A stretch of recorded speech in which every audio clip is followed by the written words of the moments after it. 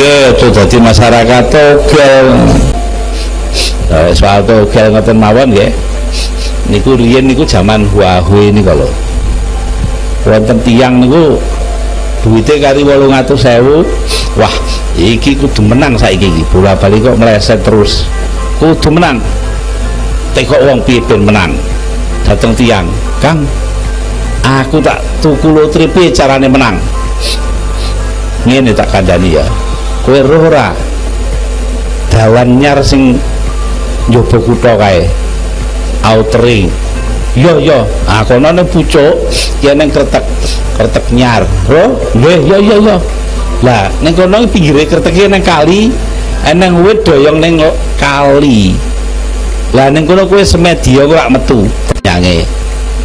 Lah nek danyange metu tekono nomere nurut piyambake ngrika. Semedi medal danyange. Lalu apa le? Kula nyuwun anu Mbah, nyuwun diparingi nomor ingkang mimpang tumbas lotre. Oh, nomor 36. Wangsul tumbas daya yatrane 800.000 tumbasake nomor 36 medale swidak telu. Wale. Lapun wangsul melih teng wit ngisore wit ngandhape wit niku semedi melih medal mbae niku danyange niku. Lah apa kowe rene neh? Niki Mbah sampean niku ngapusi kula. Kula niki tumbas sedaya 36 jebule sing medal swidak telu. Oh, nek ngono tuku neh swidak 6. Aku diwalik tetep wae swidak 6. Lah ya trone pun telas Mbak nyilih. Nggih ngampil.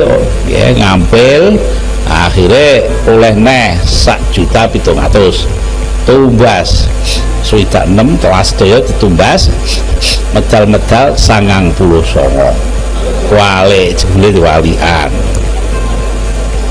semedi mulai ngriko ngisore wit wis semedi medal danyange lho lha apa le kowe rene neh Mbah pripun dawe swidak 6 sing medal 99 lho ngene ya tak kandhani kowe roh apa sebabe aku kok ning kene saiki.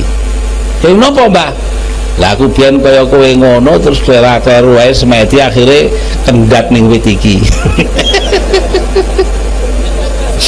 Ati mlane aja seneng tuku lotre kok, pucuk-pucuke kendat.